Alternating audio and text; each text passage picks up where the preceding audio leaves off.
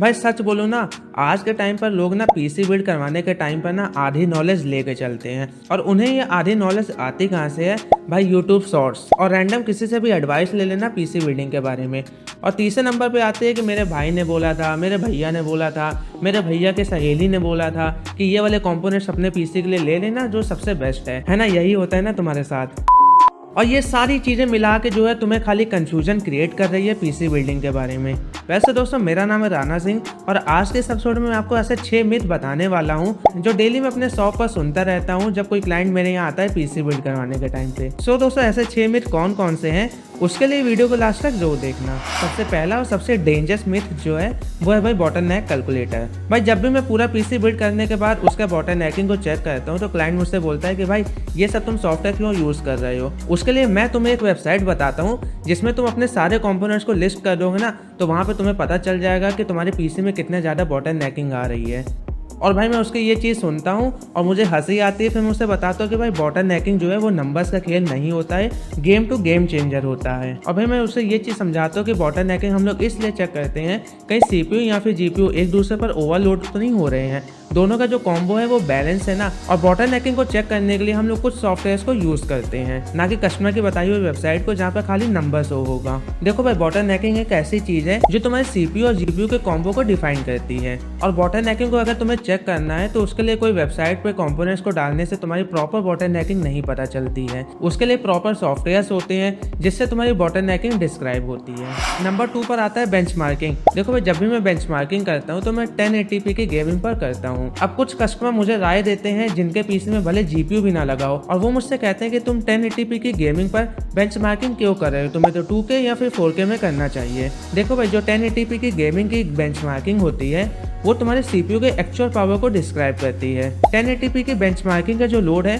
वो अधिकतर तुम्हारे सीपीयू पर डिपेंड होता है। 2K और 4K ये गेमिंग की जो बेंचमार्किंग होती है वो जीपीयू पर डिपेंड होती है और जिसके थ्रू सीपीयू का जो एक्चुअल पावर है वो नहीं पता चल पाता। इसलिए जो यूट्यूबर सीपीयू का रिव्यू करते हैं वो अधिकतर 1080p की गेमिंग पर बेंचमार्किंग करते हैं। नंबर 3 पर जो मिथ आता है वो आता है भाई power is equal to efficiency. अब कुछ लोग मेरे यहाँ ऐसे भी आते हैं जो बोलते हैं कि भाई ये जो सीपीयू है ये कम वोल्टेज खाएगा, इसका मतलब ये सीपीयू बेटर है। उनको ये लगता है कि उनका जो सीपीयू है वो कम वोल्टेज खाएगा जिसकी वजह से हीटिंग भी कम होगी और परफॉर्मेंस अच्छी रहेगा। सच बताऊं तो भाई सीपीयू को चूज करते टाइम पे उसके वोल्टेज को कभी देखना ही नहीं चाहिए। अगर तुम ये चीज़ देख के अपने पीसी के लिए सीपीयू को चूज कर रहे हो तो भाई तुम कभी अपने पीसी के लिए एक अच्छा सीपीयू कभी भी चूज नहीं कर पाओगे। अगर तुम इस तरह से सीपीयू को चूज कर रहे हो तो उसके लिए जो तुम है परफॉर्मेंस पर वोट देखो। अब चौथी मिथ की बात करते हैं जो कि कूलर को चूज करने में कंफ्यूजन। अब कुछ कस्टमर मेरे यहाँ आते हैं जिनके कोटेशन में अगर मैंने एयर कूलर को मेंशन कर दिया है तो ऐसे डर जाएंगे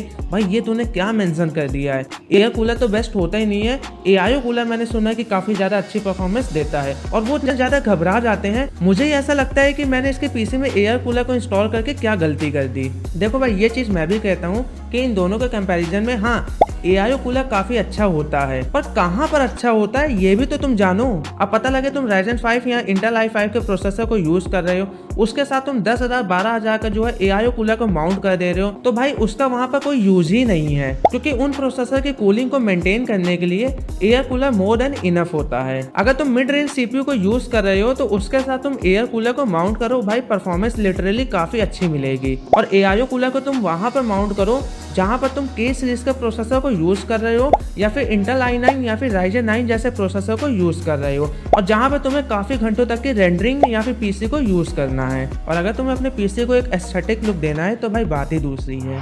अब 5वें मिथ की बात करते हैं जिसमें लोगों को लगता है कि जितनी फास्ट एसएसडी होगी उतने ही ज्यादा गेमिंग में एफपीएस मिलेंगे। अब ये मिथ भी काफी ज्यादा वायरल है। आपने भी ये चीज सुना होगा कि लोग कहते हैं कि मेरे पीसी में जो है Gen 5 एसएसडी को इंस्टॉल कर दो जिससे मेरे गेमिंग के एफपीएस जो है इंक्रीज हो जाएंगे। पता नहीं कौन सी वीडियो देख के लोगों ने ये मिथ अपने दिमाग में बैठा लिया है। भाई सच बताऊं तो अगर तुम अपने पीसी में Gen 5 एसएसडी इंस्टॉल करवा ले रहे हो ये सोच के कि तुम्हारे गेमिंग के एफपीएस इंक्रीज हो जाएंगे तो सच बताऊं तो भाई जीरो डिफरेंस देखेगा, जीरो।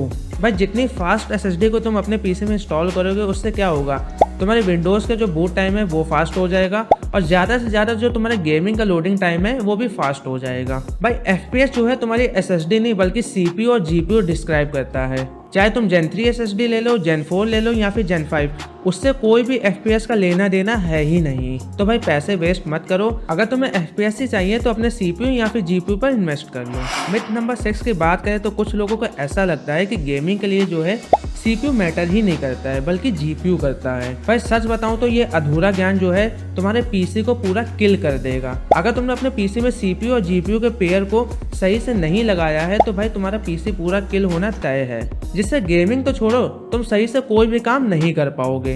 देखो भाई, गेमिंग के लिए GPU मैटर करता है पर उसके साथ एक अच्छा CPU का पेयर होना भी बहुत जरूरी होता है, स्पेशली मॉडर्न गेम्स में, मल्टीटास्किंग में और हाई FPS गेम्स में। और सबसे ज़्यादा जहाँ पर CPU मैटर करता है वो है भाई कॉम्पिटिटिव गेम्स में, जैसे तुम्हारा फोर्टनाइट हो गया, CSGO हो गया और वैलोरेंट हो गया। और कॉम्पिटिटिव गेम्स जो हैं वो CPU इंटेंसिव गेम्स होते हैं। जितना ज़्यादा अच्छा CPU होगा उतनी अच्छी परफॉर्मेंस तुम्हें गेमिंग में मिलेगी। अगर तुम्हें गेमिंग के लिए CPU को चूज़ करना ही है तो भाई एटलीस्ट 8 कोर वाला CPU तो जरूर चूज करना, जो कि फ्यूचर प्रूफ भी रहेगा। कंक्लूजन ऑफ दिस एपिसोड, अगर तुम स्मार्ट बिल्डर बनना चाहते हो तो ऑनलाइन कैलकुलेटर को अवॉइड करो, बेंचमार्किंग को समझो, अपने पीसी को ओवरकिल मत करो और लोगों की बातों में मत फंसो। तुम्हारे पीसी के लिए कौन से कंपोनेंट्स अच्छे हैं वो तुम खुद डिस्क्राइब करो। और अगर तुम एक पीसी बिल्ड करवाने वाले हो और उसके लिए तुम्हें कौन कौन से कंपोनेंट्स को चूज करना चाहिए, तुम उसके लोग कंफ्यूज हो तो नीचे दिए हुए नंबर पर कॉन्टैक्ट करके मेरी टीम से आप बात कर सकते हो। वो आपको कंपोनेंट्स को चूज करने के लिए अच्छी राय देंगे।